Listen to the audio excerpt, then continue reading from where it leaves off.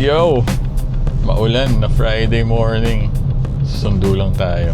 Nabenta ko na rin yung Boge. Kailangan lang talaga maging mahinahon ka sa paghihintay eh. May nakahanap din sa atin na buyer, na end user, hindi buy and sell. Hindi tayo nagpatinag sa mga low ballers. Sana maging masaya si John yung nakabili. Maraming salamat. Enjoy the Boge 500 AC.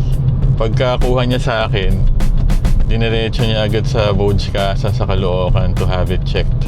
Para sure. Ganun talaga pag bibili ka ng second hand. Papacheck mo agad para makita mo kung may problema bang tinatago yung seller. Wala naman tayong tinatago. Anyway, yun, lumuwag na yung garahe. We now have 2 motorcycles left. Yung Bristol Cub Pro tsaka Vespa S125. Parang pagpapipiliin ako if may ile-let go ko dun na isa, parang wala eh. Kasi pag gusto mo ng Decambio Cub Pro, semi-automatic. Pag gusto mo lang ng piga ng piga, Vespa. Sabi ko nga dati yung Vespa, heirloom yun eh. Malay mo balang araw mahilig yung anak ko magmotor, di ba? Hindi natin alam. Diyan lang yan.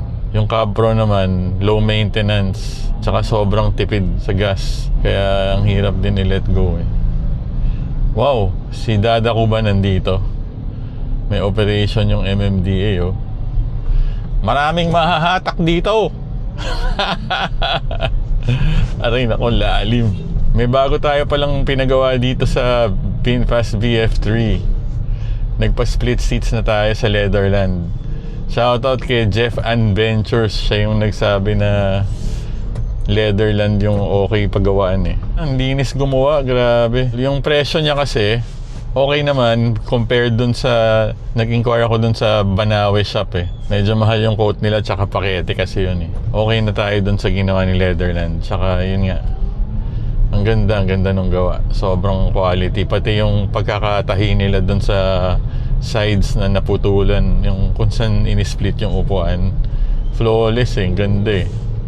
Ngayon medyo amoy rugby pa yung loob. Mawawala din yan. Siguro pahira natin ang MC yung mga seat covers para matabunan yung rugby smell. Reviewin na natin. Mukhang tapos na tayo sa upgrades eh. This is the rundown of my upgrades for the VinFast VF3. Alam natin na pagkabili natin ito, we're buying a very basic vehicle. Ang reason why we bought this is because of the looks. Ang ganda. Tapos gustong-gusto ko rin yung ride height niya kasi pag sasakyan mo siya, you're just going to slide in. SUV kasi yung Everest dati, you climb in. Kumbaga sasampahan mo siya. Yung Brio naman, bababa ka. Sobrang baba kasi nun. Itong VF3, you just slide in. Sobrang easy to get in and out for me, for my height. Kaya tuwan-tuwa ako sa kanya. Tsaka tuwing madadaanan ko siya sa bintana, sa garahe namin, lagi ko siyang sinisilip. Anyway, let's get to the rundown of the modifications and upgrades we did with this VinFast VF3 Summer Yellow from VinFast Marikina. Mula sa harap, Orion headlight. Parang may mga ribbon siya na copper na heatsink. So far, sulit. I don't feel the need to add fog lamps or anything else. Number 1, Orion headlight bulbs sa harap. Sobrang sulit. Number 2, dashcam Xiaomi Yi.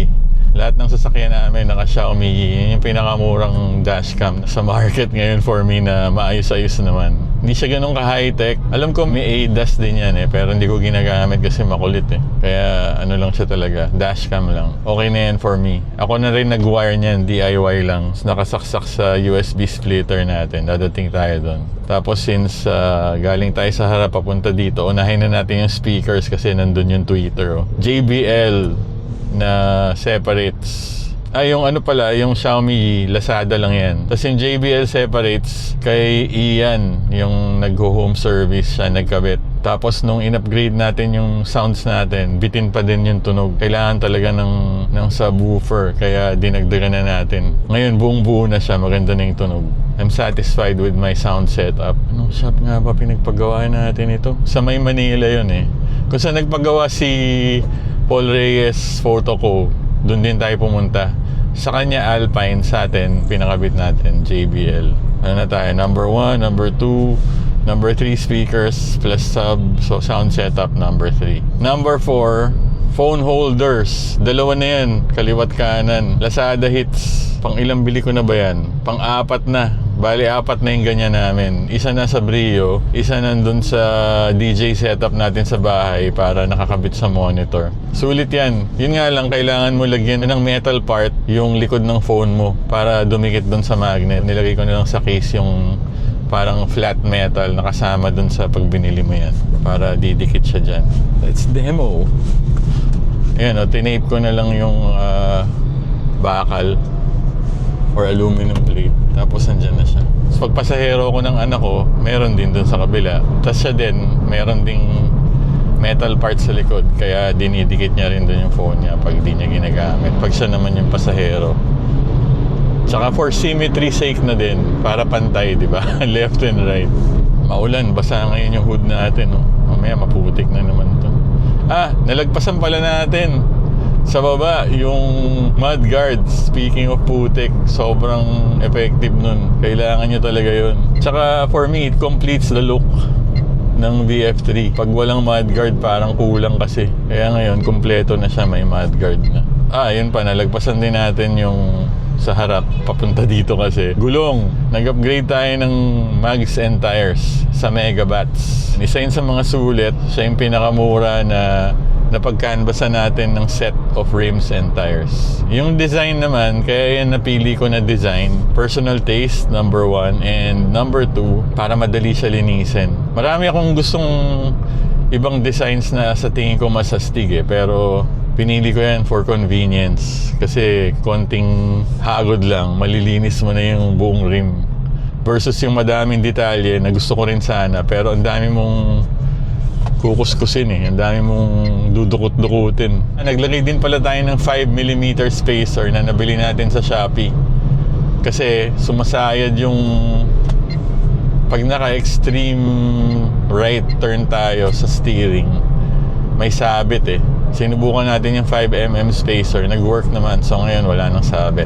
Tsaka yung thread length nung mga studs, okay pa rin naman, pasok pa rin. Tinanong ko rin syempre dun sa nagkabit. Sabi niya, okay lang yan sir, safe naman yan. So I'm taking his word for it. Yun yung vulcanizing na malapit sa bahay namin. Mahaba pa naman daw yung natira. 5mm lang naman yung nabawas. Dito na tayo banda. Sa baba, yung USB splitter sa Shopee. Dalawang USB splitters ginamit natin. Yung isa, data, tas power na USB-C and USB-A yata, female, magkaiba. Yung data, nakakabit sa 256 na SSD M.2. Nandun yung mga music natin na mga karamihan lossless. Pero may mga MP3s din. Wala kasi tayong Spotify. Mga anak ko may Spotify pero hindi ako masyadong mahilig sa Spotify. Tapos yung isang splitter na nabili ko na extra na parehong female USB-C naman yung nakakabit. Nakasplit dun sa power, dun sa first split. Para meron tayong papunta sa dashcam tsaka papunta dito sa charger na cable na nandito. Kompleto na. Parang wala na tayong ibang kailangan. Inisip ko rin yung cigarette lighter power pero hindi na. Okay na yan. Para hindi na tayo gumalaw sa fuse box. Next. Matting. Yun, isa sa mga una natin binili. 5D matting. Galing sa Shopee. Or Lazada ba? Tapos pagdating amoy sigarilyo. Or baka yun lang talaga yung amoy ng plastic. Hinugasan natin ng sabon. Kinuskus natin ng gusto. Pinatuyo natin. Tapos hinit gun din natin para lumatag ng maganda. Kasi nga naka-roll siya nung dumating. So ngayon, flat na siya. Okay na. But I'm still thinking of getting extra mats. Yung pampatong lang dyan. Kahit dito lang dalawa sa harap. Para mas madali magpagpag ng dumi. Kasi isang buo yan Isang buo sa harap, isang buo sa likod. Medyo mahirap siya tanggalin. Tapos, ito, steering remote.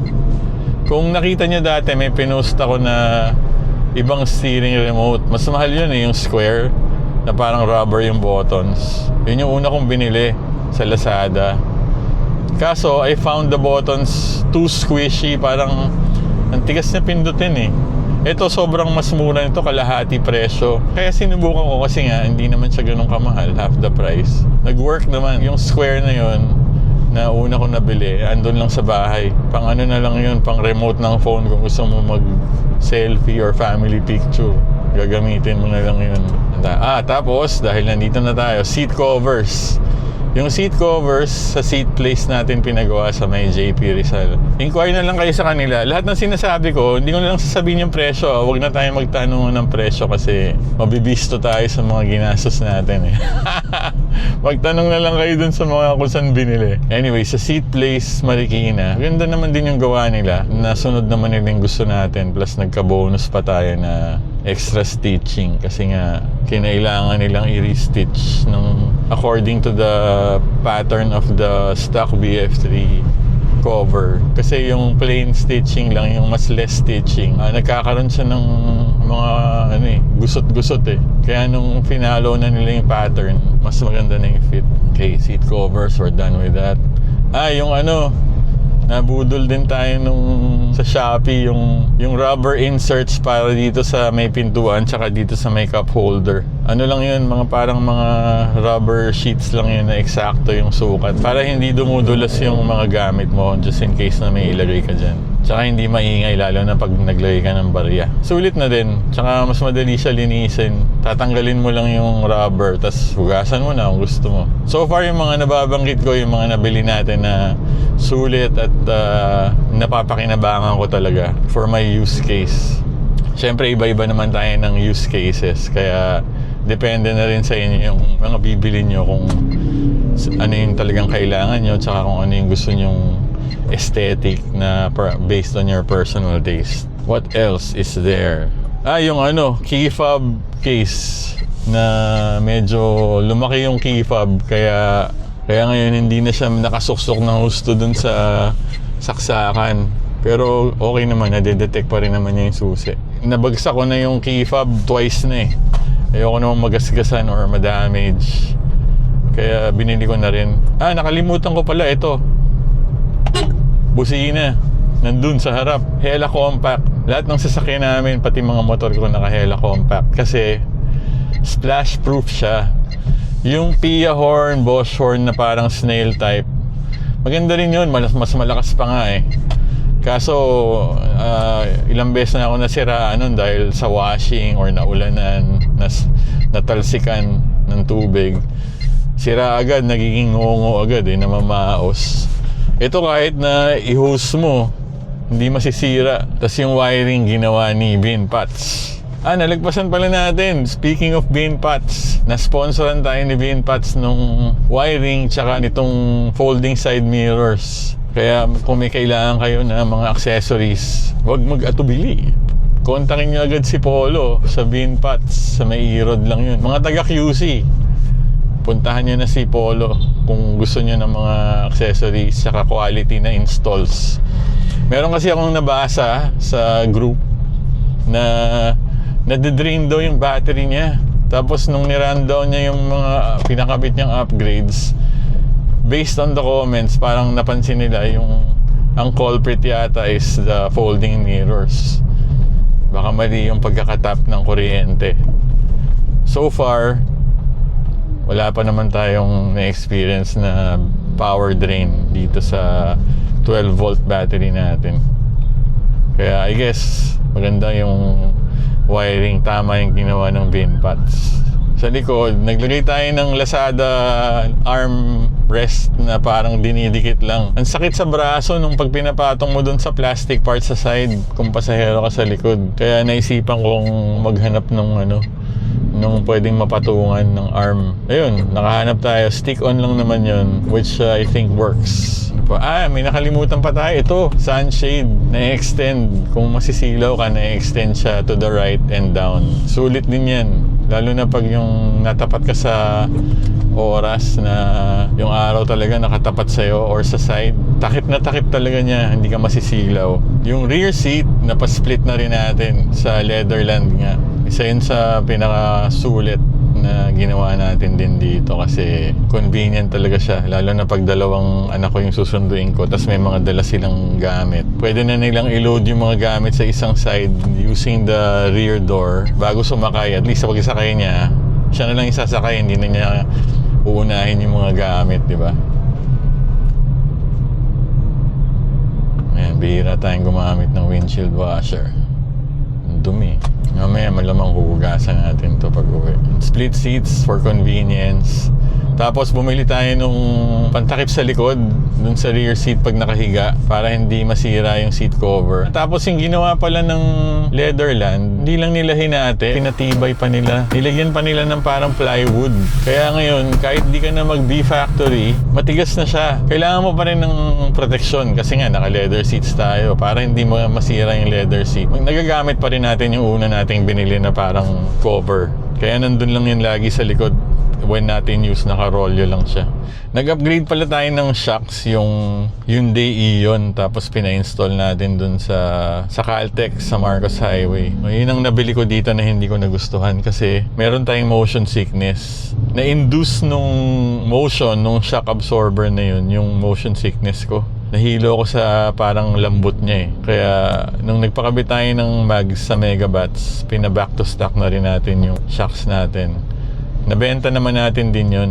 Kasi siguro iba-iba yung trip ng mga tao, di ba? Ako kasi mahihiluhin eh, kaya hindi pwede sa akin yun. Sana yung nakabili, magustuhan niya para sa VinFast VF3 niya. Nabenta natin ng palugi, syempre. It's an experiment. Is that it? I think wala na. And that is our upgrades rundown for the VinFast VF3. Did I miss anything? Ito, nakalimuha ko. Did I forget this? The Broadway rear view mirror na curved. Curved yan. Lazada rin yan. At saka ito pala, may salamin din dito. Ayan o. Nagbigay din tayo ng salamin dun. Para sa upo dyan, kung gusto manalamin, meron. Yung mga basic needs para sa sasakyan. Ngayon, meron pa ba tayong inaasam or are we done? Are we done with the upgrades? Baka next year, baka tint. Kasi natry natin yung tint na may 95% heat rejection. Shoutout dun sa nakilala natin na may VinFast din VF3 sa Marikina, si Jeffrey. Ayun, naka ano siya, ano ba yung sa kanya? Gray. Mamahaling kulay na naka-Onkyo na sound system with sub din. Maganda rin din sa kanya. Nakakilala natin siya doon. Effective yung tint niya, grabe, tanghalin tapat. Nakapark sa labas, tapos walang kainit-init pagpasok mo sa loob. Kaya baka yun next year, gamitin muna natin itong tint mga 1 taon. Ayan, huwag nyo nang i-share. Atin natin lang to. DJ DLS. Peace.